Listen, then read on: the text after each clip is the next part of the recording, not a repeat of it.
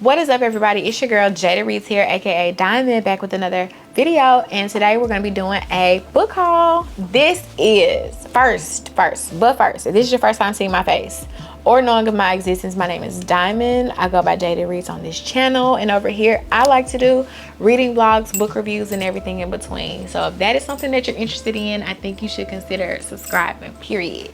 Now, I haven't done a reading vlog in a long time, but I still like to do them. I do, and we will get back to them eventually. They're coming back. But what we are introducing to the channel is live shows, and I'll actually be doing my first live show tomorrow, September 28th, and it's going to be on 107 Days by Kamala Harris. We're going to be reading it. I'm going to be reading a few chapters. We're going to be discussing, and yeah, join me there. Well, this is going to be up 2 weeks later, but hopefully you've joined me there, or you've made it to the second or third one. So yeah, that's that. Also, another plug. That's it, really. That's all I want to say. So I also was going to say, this is my first book haul of the year. Now, I have bought books here and there, and I've shared them via the shorts, YouTube shorts, and I think I've read them since too, so we're not going to add them here because those have been months ago. These all are really recent purchases, like within the last 2 weeks, and I just want to come and show you guys some of the books that I have purchased that have been all of these that I bought have been on my mind. I've been extremely intentional about spending my money. I think I mentioned in a couple of videos ago that, like, I'm on the road to buying a home, gotta save my money. I'm a single woman, single mother, doing it all by myself, so it's important for me to make sure I have the funds necessary for my real life and not these hobbies of mine. So if I come across a used book, I'm definitely gonna go that route first, and then if I just can't come across some of the books that I really want used, that's when I'm going to bite the bullet and I'm going to pay the retail price for them. So we have some used books here that I have been eyeing for a very long time that I finally came across, and then we have some brand new books that I just bit the bullet and spent the grip on, did a book haul. So let's do the new books first. Of course, the first one is going to be 107 Days by Kamala Harris, the vice president of the former vice president of the United States under the Biden administration, and the former Democratic presidential candidate for the 2025 presidential election. And yeah, I've already started reading it, and it's something to behold. Okay, I really like it. I like her writing. I like the truths that she is inserting in here, and there's a lot that we're going to be talking about in the live show. So this just details the literal 107 days leading up to the election that was in November of 2024. And yeah, and subsequently the fallout, just like the support, the non-support of the Democrats, the non-support of her colleagues, friends, family, just everything in between is in this novel, and I mean in this memoir. And yeah, I'm really enjoying it so far. The next book that we have is White on White by Icicle Savas, and I have wanted to buy this book for like 3 years now. This was a recommendation from a YouTuber who is called Sporadically Reading. She literally is sporadic in her uploads, because I think over the past 2 years she hasn't uploaded anything, and maybe like a couple of weeks ago she uploaded something. And let's see, I think I'm right. Her name is Sporadically Reading. I think that's her name. But anyways, Sporadic Reader is the person who put this book on my radar about 3 years ago, and it sounded very, very interesting. It's called White on White, and the author, Icicle Savas, is Turkish, and I think Sporadic Reader is also Turkish, and I think that her name is Ceylin.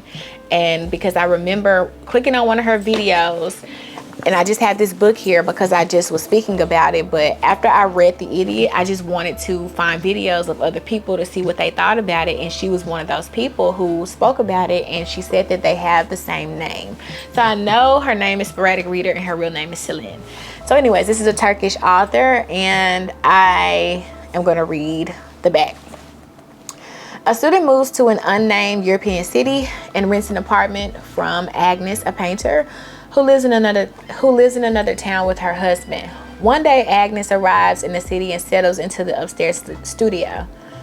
In their meetings in the apartment, at the corner cafe, the kitchen, at dawn, elegant Agnes tells stories of her youth, her family, her marriage, and ideas for her art, which is always just about to be created. As the days pass, it becomes clear that Agnes might not have a place to return to. The student is increasingly aware of Agnes's disintegration.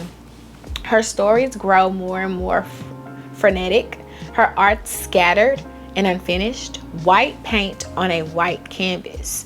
What emerges is the menacing sense that every life is always at the edge of disaster, no matter its seeming stability. That is so true. That is so true. Gosh. What emerges is the menacing sense that every life is always at the edge of disaster, no matter its seeming stability. White on White is a sharp exploration of the narrow divide between happiness and resentment, creativity and madness, and the experience of what it means to be truly vulnerable, laid bare. So we might have to push this up the TBR. Now, one thing about Miss Diamond, I'm a moody ass reader. Okay, now I do finish stuff, but for example, aside from starting 107 days, I have only read one book this month, and that is Those Who Leave and Those Who Stay by Elena Ferrante. That's it. The whole September I've been reading that book. Not for nothing, it's really good. It's really intense, but it's a strain on my brain, and I haven't wanted to touch anything else, and I still have about 100 pages left to go. So I'm going to finish it before the month is out, but we're at the end of the month. Today is September 27th. That's all I've read besides starting this. And I'm only 27 pages into this. So, but anyway, this sounds really good. Very beautiful. Okay, the next book is going to be Madonna in a Fur Coat by Sabahattin Ali, and he is, I think, from Belgium, right? Sabahattin Ali, 1907 to 1948. He died young. Oh my goodness, 31.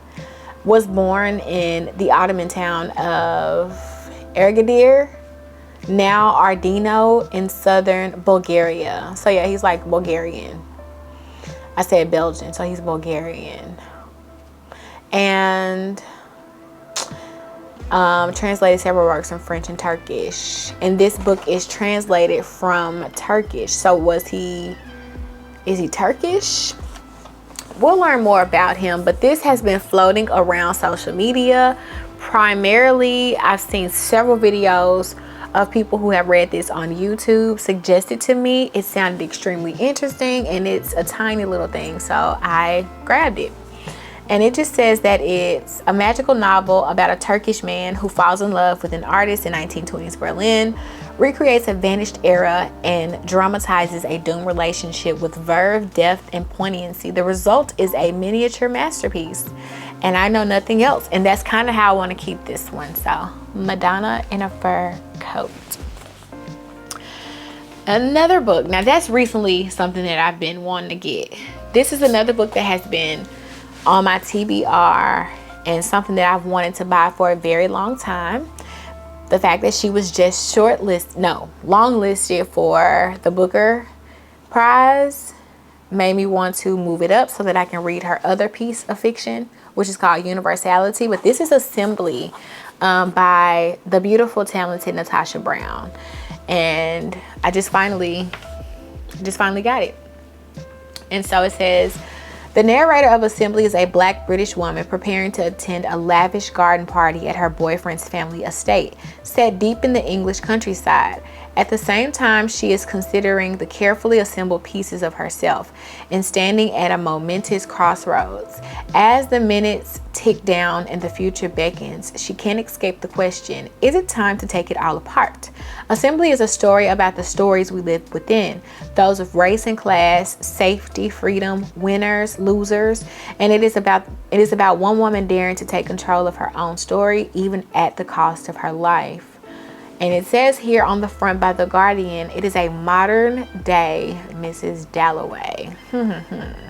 I've never read Mrs. Dalloway, but I have seen The Hours, and The Hours is a book it's a book within a story within a story, and the center of that story is the Miss Dalloway story by Virginia Woolf. So I kind of know the essence of Mrs. Dalloway. And I quite like stories of Black women and women of color unraveling at the seams, which brings me to my next book. I read this book. This book right now is one of my most favorite books that I read this year, but I did not own it. I read it via library. I checked out the book at the library and I said I had to buy this. So it is Post Traumatic by Chantel B. Johnson. This was published in 2023. And I just had to have this for my personal collection. I love this book. It's phenomenal. I recommend this book to everybody. I've spoken about this book. I have a couple of shorts about this book. And I also talked about this book in my mid-year book freakout tag. If you want to know more about that and my thoughts on that, go and watch that. Briefly, I'll just tell you, this is about a lawyer who is unraveling at the seams. And that's all I'm going to say. And I loved it. Very well written. Very unlikable main character, which is my thing, but she also is likable at the same time. So, yes. This is another book that I just finished and I absolutely loved, and I purchased it. And I checked it out first at the library. It is a new release, and it is Misbehaving at the Crossroads, Essays and Writings by Honorée Fanonne Jeffers.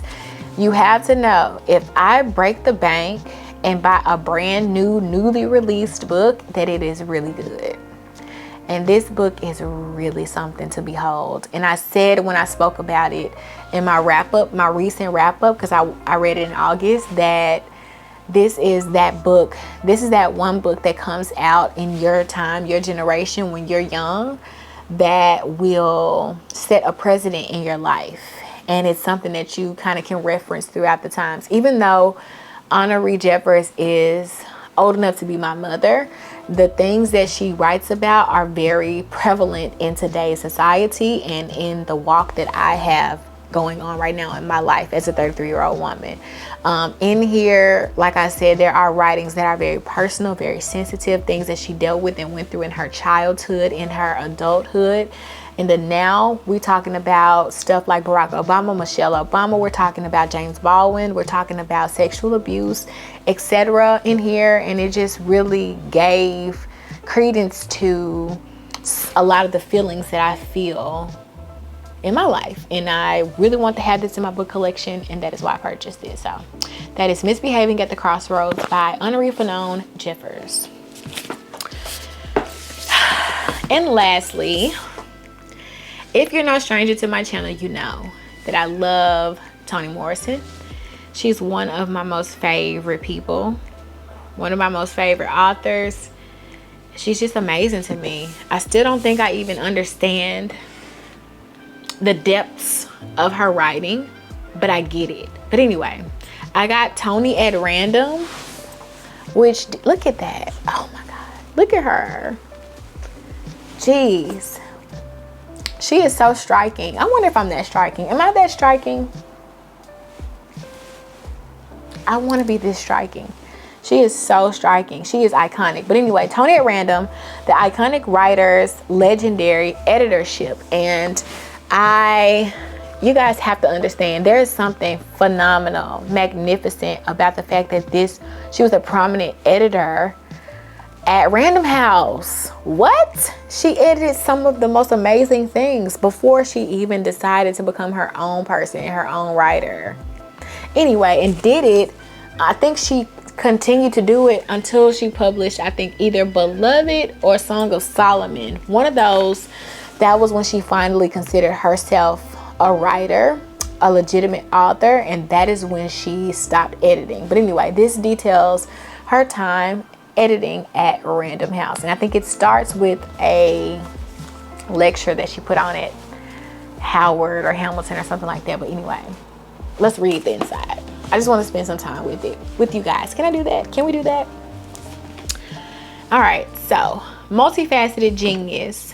Toni Morrison transcended her role as an author, helping to shape an important period in American publishing and literature as an editor at one of the nation's most prestigious publishing houses.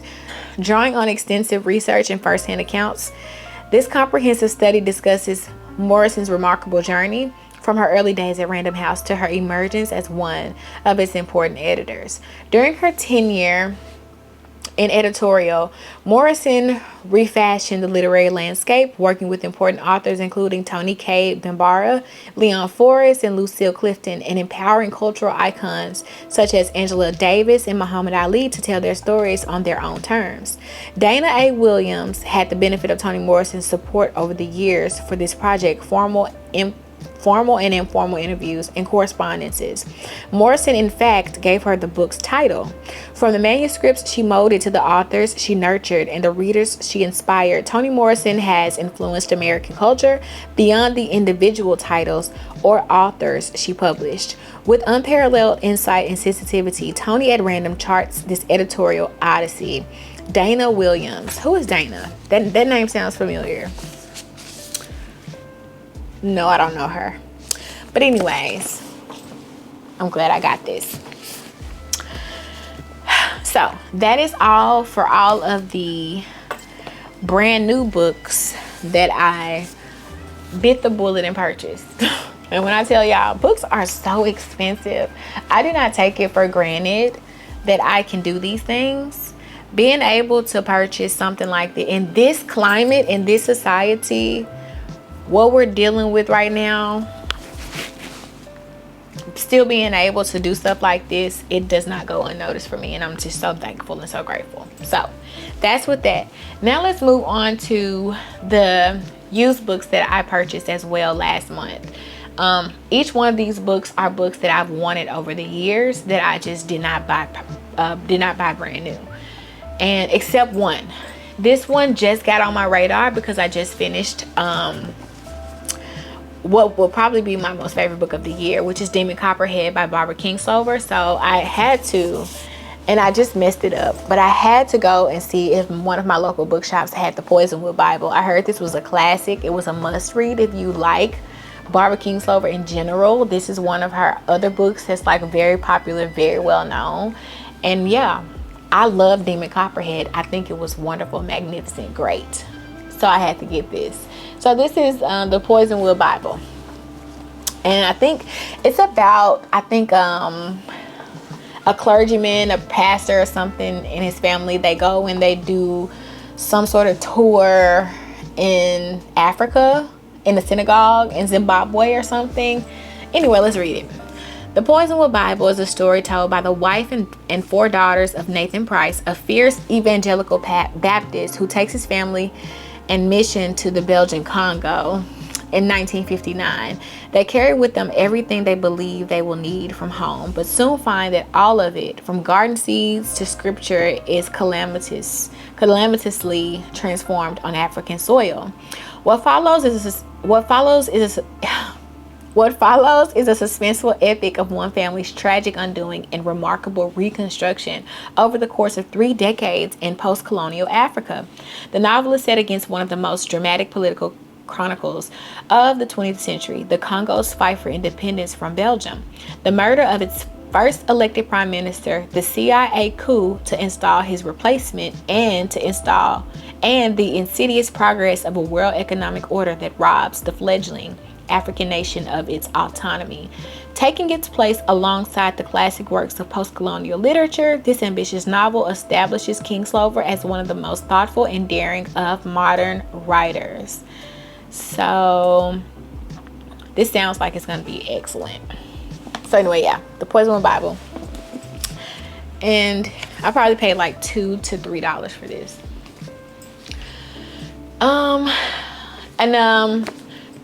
So 3 of the 4 books I'm about to show you guys are because I read something by these authors and I loved it.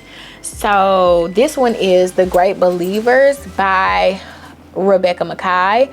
I read last year I Have Some Questions for You by her, and I really like that book. So this is newer, and also the story here is very interesting to me, and I wanted to invest in this.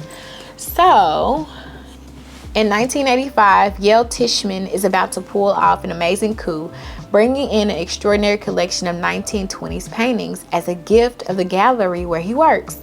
Yet, as his career begins to flourish, the carnage of the AIDS epidemic grows around him. One by one, his friends are dying, and after his friend Nico's funeral, the virus circles closer and closer to Yael himself. Soon, the only person he has left is Fiona, Nico's little sister. 30 years later, Fiona is in Paris tracking down her estranged daughter while staying with an old friend, a famous photographer who documented the Chicago crisis.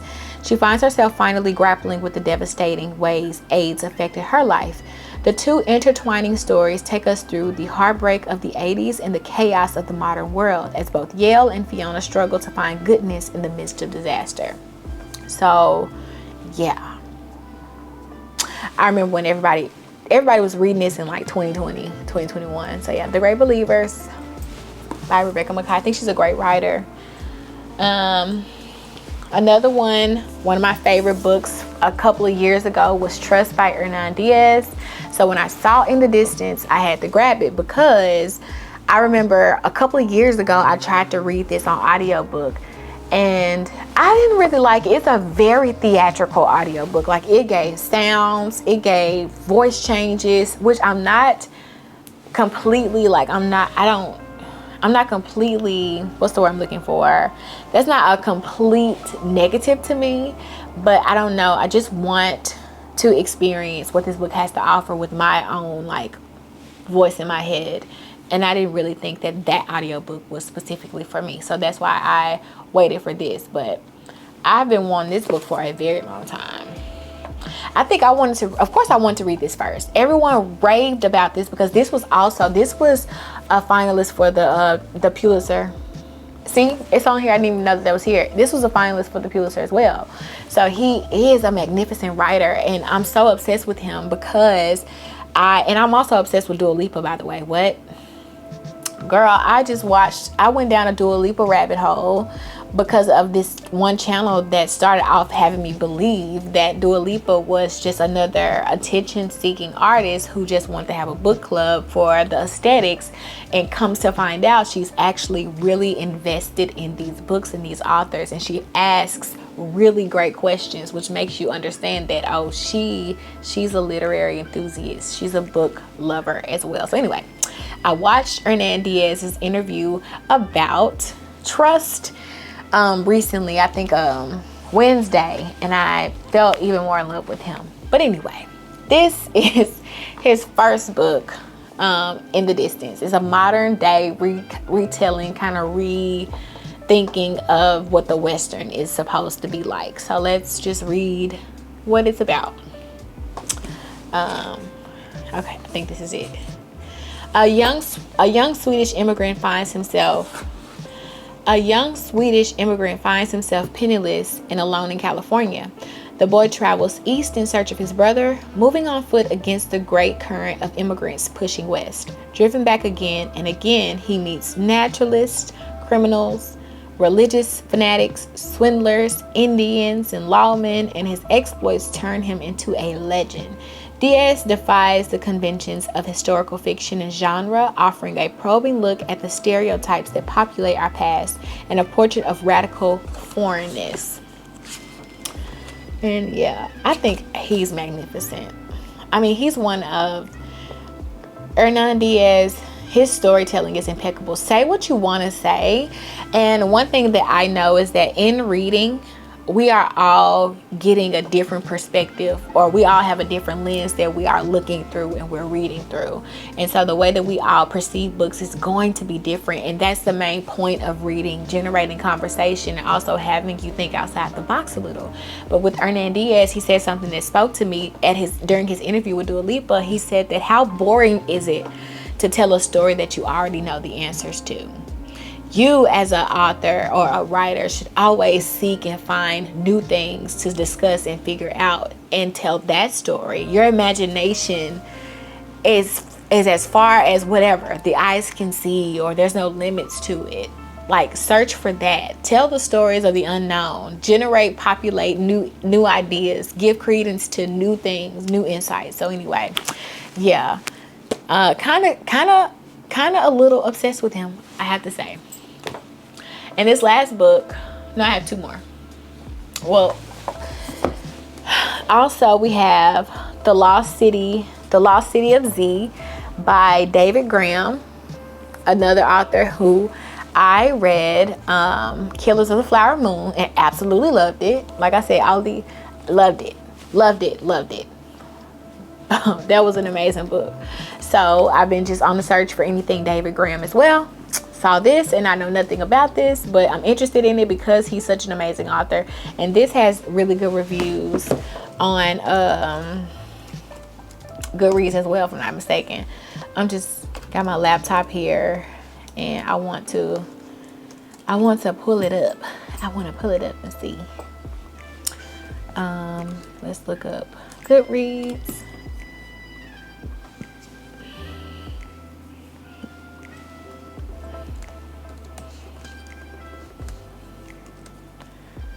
The Lost City of Z. Yeah, and here it says, in 1925, the legendary British explorer Percy Fawcett ventured into the Amazon jungle in search of a fabled civilization located deep in the deadly wilderness. He never returned.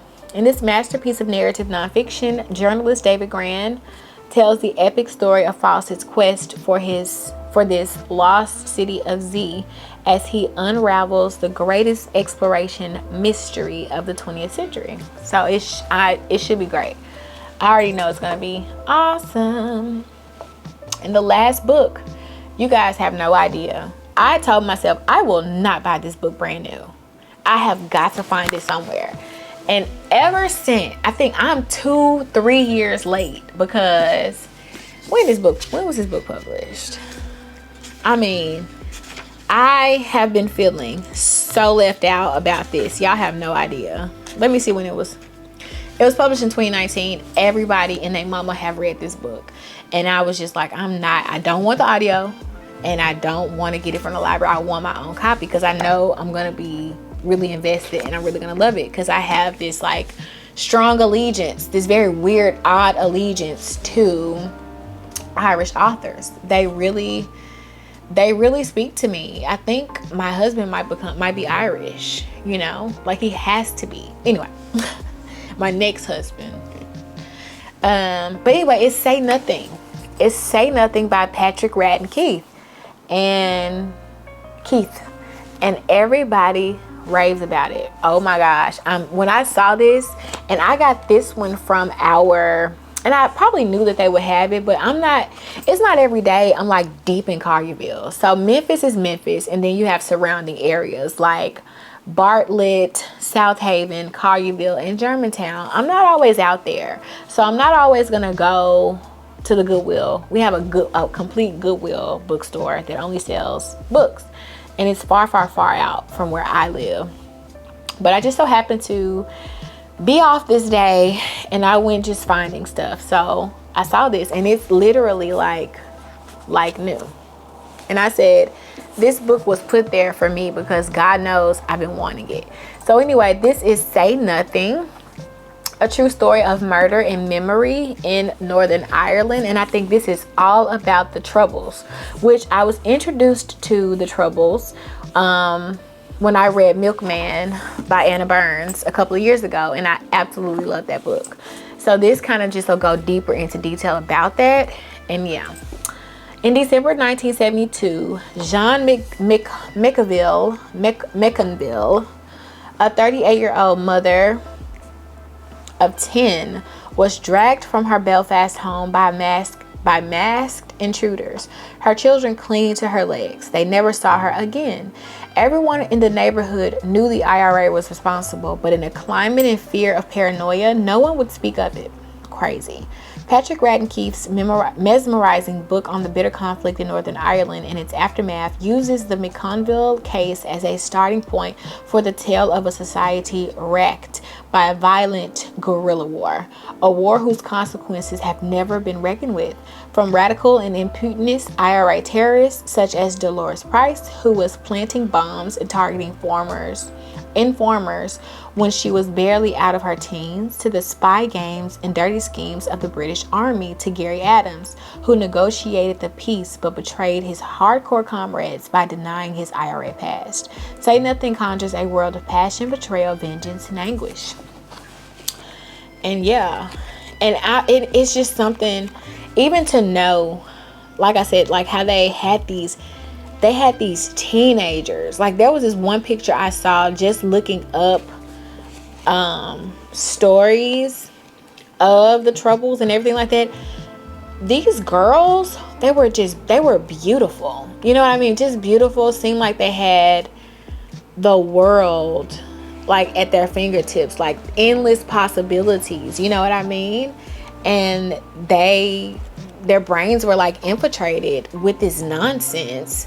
I think a lot of times how I have felt about war and conflicts and issues, I feel like the vulnerable, like the people who believe in these things the most and who are willing to go through great depths to kind of prove points and things of that nature, are always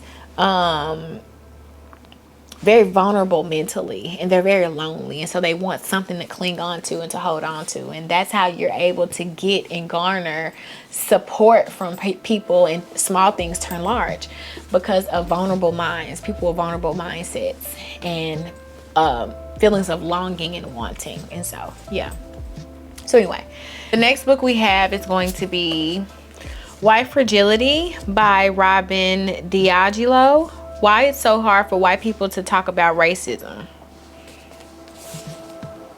And I don't know, I actually started reading this. I got a little far in it, and I think it's kind of, you know what, I'm not gonna make any assumptions, but I did sit it down.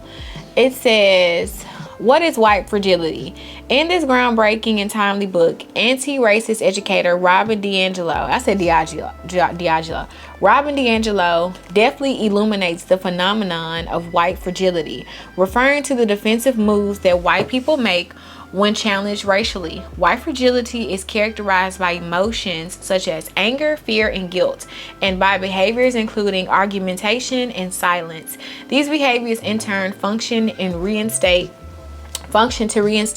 white racial equilibrium and prevent any meaningful cross-racial dialogue. In this in-depth examination, DiAngelo explores how white fragility develops, how it protects racial inequality, and what we can do to engage more constructively. So yeah, I don't want to make any brass assumptions, but I have started reading this, and I had it on audiobook. I read like an hour and a half on audiobook, and I decided that it would be best if I read it with my eyes instead of listening to it in my ears. So yeah, this is another one I got from the Goodwill bookstore, and I just think it's important. Like, not for nothing, I work in a very diverse company. I'm not really around white people often, but when I am, I can function just like a normal person would function. It's no big deal. I've dated a white guy before. It's no huge thing, but I will tell you the reason why I decided I didn't want to deal with him anymore is because he struggled with talking about race.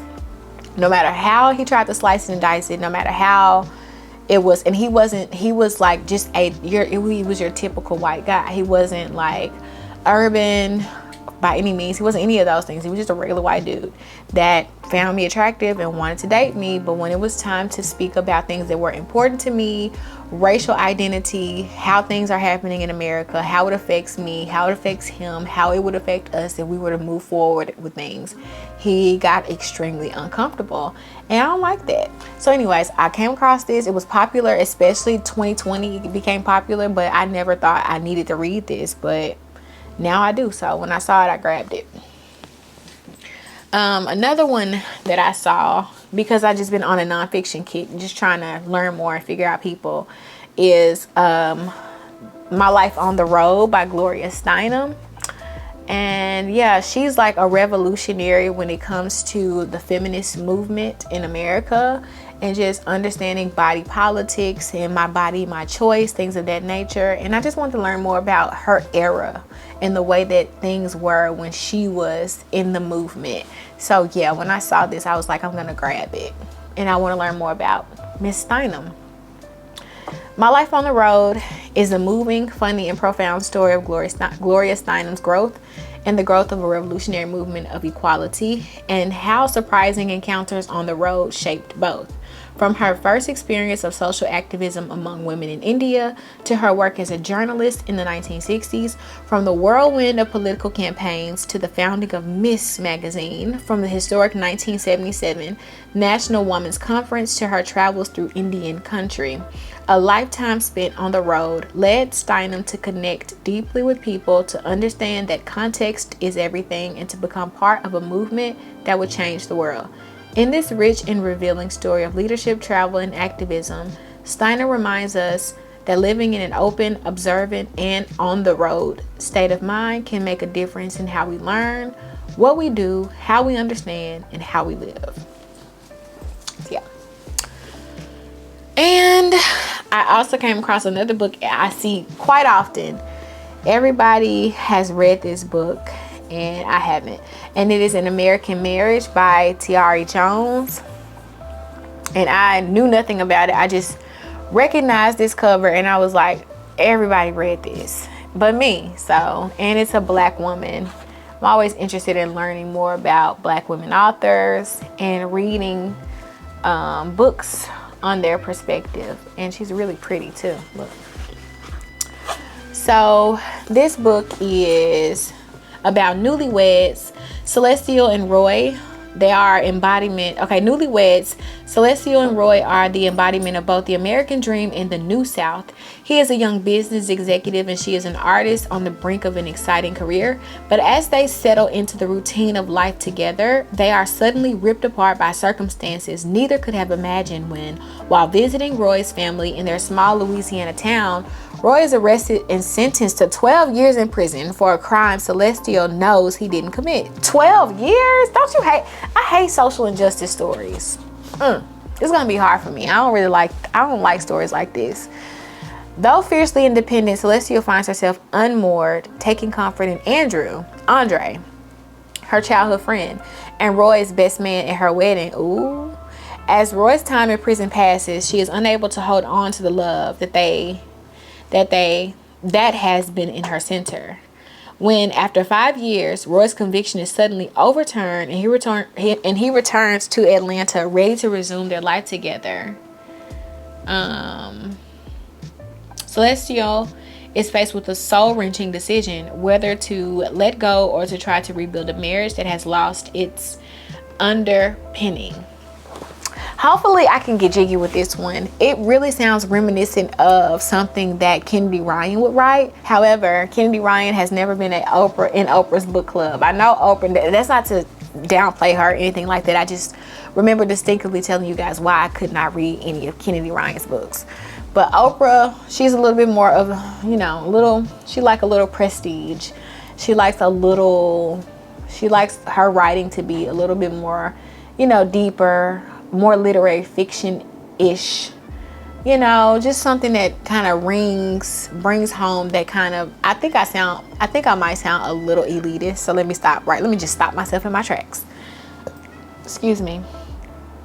And yeah, we'll see how I get on with this whenever I decide to. And the last book that I came across is How Long Till Black Future Month by Miss N.K. Jemisin, author of the what's those books? I just forgot. The 5th season. So the Broken Earth trilogy. So when I saw this for one, I probably paid like 50 cents for this. I was like, I have to get this. This is one of her standalone fantasies, and I don't know anything about it. Actually, I know nothing about it. There isn't even a blurb about it. So let's find a blurb about it really quickly.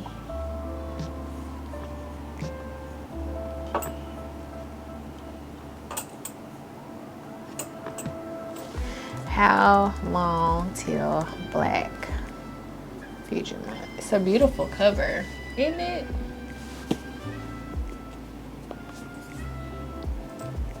Pretty.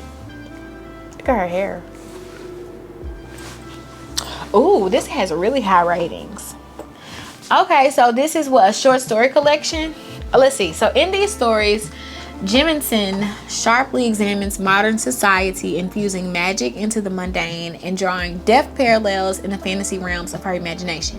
Dragons and hateful spirits haunt the flooded city of New Orleans in the aftermath of Hurricane Katrina. In a parallel universe, a utopian society watches our world, trying to learn from our mistakes. A black mother in the Jim Crow South must figure out how to save her daughter from a fae offering impossible promises. And in the Hugo Award-nominated story, The City Born Great, a young street kid fights to give birth to an old metropolis soul. So these are short nonfiction stories. Dream Blood number 0.5, The Necromancer, The Necromancer, How Long Till Black Future Month. So what have I stumbled on? What have I stumbled on, girl? But anyway, I know these are going to be fantastic because, like I said, I don't even think I know what I read in the 5th season in Obelisk, but and yeah, I plan on getting another read of those. Yeah, okay, so these are introduction and they are short stories. Yeah, cool. Very cool. That's the book haul. That's my only book haul. The only book haul of 2025 for me. I'm sticking to what I said. Everybody else, I stick to it. But anyway, that's the book haul, and that's all I have for you guys today. I'll see you guys on my next upload. Thank you so much for watching. Please like, comment, subscribe, share, whatever, and deuces.